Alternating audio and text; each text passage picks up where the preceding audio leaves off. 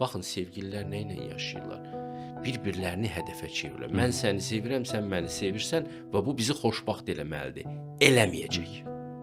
Dünyanın ən gözəl qızı, dünyanın ən yaraşıqlı oğlanı ilə evlənsə, xoşbəxtlıq olmayacaq orada. Orada xoşbəxtlıq yalnız bir şərtlə ola bilər ki, o iki insan ikisi də Allah axtarırlar. Allaha ibadət edirlər, qulluq edirlər. Hədəf özlərində deyil, başqasındadır. Və ona görə sevgililər bir-birini Allahlaşdıranda, bütə çevirəndə, burada mütləq fiyasko olur. Mütləq. Dünyadakı heç nəyi hədəfə çevirə bilməzsən. Sənin əsas hədəfin Allahdır. Bir gün anlayacaqsan bunu. Sən ancaq Allahı hədəf eləyib yaşaya bilərsən və bu yanlış olmayacaq.